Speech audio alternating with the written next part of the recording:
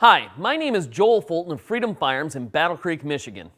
And my name is Rick Ector of Legally Armed in Detroit. Our purpose here today is to provide citizens who have concealed carry licenses the means to properly interact with the police during a routine traffic stop. We are not here to argue whose responsibility it is to be better trained or know how to best handle different stressful situations. However, it is incumbent upon us legally armed citizens to be well trained and thorough in our communications with the police. If there is a failure, regardless of whose fault, then we will be the ones who will potentially end up seriously injured or dead. Since we will be the ones to suffer any immediate consequences, then we must be the ones who conduct ourselves in a manner that will avoid any situation where an officer might misinterpret our actions as threatening. Let's take a look at a routine traffic stop performed by our police officer, Chuck Pelfrey of the Battle Creek Police Department, who were gracious enough to contribute their time and resources to this project. We see that you have just initiated a traffic stop on our subject for speeding. At this point, what are you looking for or observing? Well, traffic stops can be very dangerous for officers. We never know what we're going to find. 11:15 dispatch for the stop. While I'm waiting for his license information to come up on the computer, I'll be watching the behavior of all of the occupants of the vehicle. Anything that might indicate to me that the driver or passengers may be trying to hide contraband or reach for weapons. The less movement I see from the vehicle occupants, the more confident I can be that this stop will go smoothly when initially approaching the vehicle. You see that movement? None of that makes me feel very comfortable right now. So we're going to quickly approach the driver's side of the vehicle with extreme caution while maintaining a position of advantage in case things escalate quickly. Aren't you making a lot of assumptions? What if the guy is just reaching for the vehicle registration or his proof of insurance because he knows that's what you're going to ask him for? The moment I get complacent, there is a very real chance that I can get myself killed. Excuse me, sir, do you have your driver's license with you? Yeah, and I have a gun as well. Put your hands on the wheel. Put them on the wheel. Yeah. Now step out. Step out of the car. Hands behind your back. Sir, Why are you reaching for your gun? I've got a concealed pistol license. You didn't tell me you had a concealed pistol license. Well, you told me you had a gun and you're reaching for your gun. Well, now, let's see how a stop conducted on a well-trained concealed pistol licensee should go. Now, I'm doing all the things I described the first time, only this time you will notice that as I observe the subject, he's not fidgeting around at all, and I can clearly see his hands on the steering wheel. Once we have all of our information back on the computer, we'll make our approach toward the vehicle. Frank Lincoln, 7125. Nothing I observe at this time would cause me to be overly alarmed. Good afternoon, sir. Do you have your driver's license with you? I'm required to inform you that I have a concealed pistol license and that I'm armed. Do you have any special instructions for me? You have your gun with you right now? Yes, I do. Where's your gun at? My firearm is on my right side. Where's your driver's license? It's in my left rear pocket. Okay. Don't touch your gun at all, but reach for your pocket and grab me your driver's license. Okay, I'm going to need to unbuckle my seatbelt if that's okay. Go ahead and do that.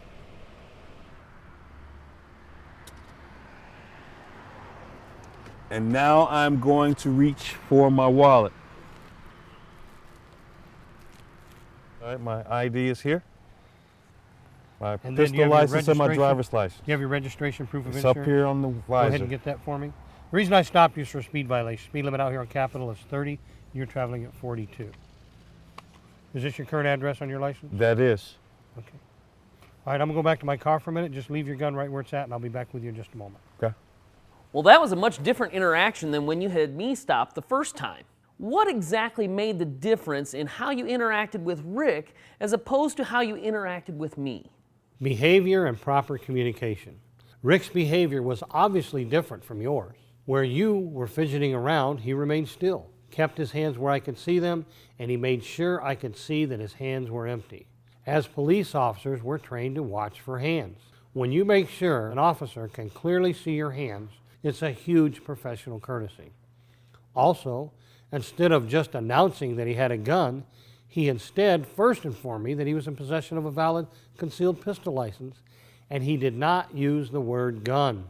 The word gun is a single-syllable warning word in police circles. We can say it quickly and loudly to warn fellow officers of danger. Because we use it in such a manner in our training, When you use it, it elicits a reaction from us that charges our adrenaline subconsciously. Instead, Rick used synonyms such as firearm and pistol. Rick then verbally recognized my need for control of the situation as he asked me how I would like to proceed. He informed me of the exact location of his firearm when I asked, and he retrieved his documents after describing their location as well. Rick made sure to carry his required identifications on the opposite side of his body from where he carries his firearm.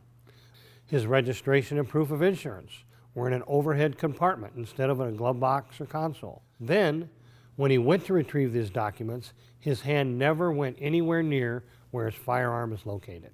Furthermore, he made no sudden movements, and he verbally walked me through each deliberate step that he took.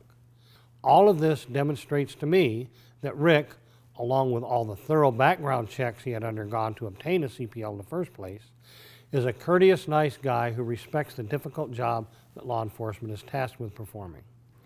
While Rick has broken the law, looking at his fairly clean driving record, I presume that if I give him a verbal warning, he will probably be more attentive to the task of driving. If he does that, then I've done my job. Thank you very much. Yep, thank you. I trust that this short instructional video has provided you with clarity in how you should conduct yourself as a concealed pistol licensee during a routine interaction with the police.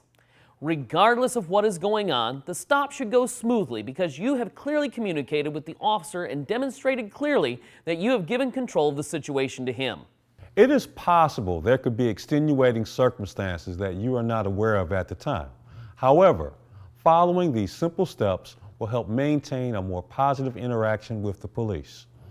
Watch this video several times if you need to, then practice these steps and be safe. Once again, we would like to extend a huge thank you to the Battle Creek Police Department for their assistance in the collaboration of the production of this training video in an effort to make sure concealed pistol licensees know how to professionally interact and stay safe. Thank you.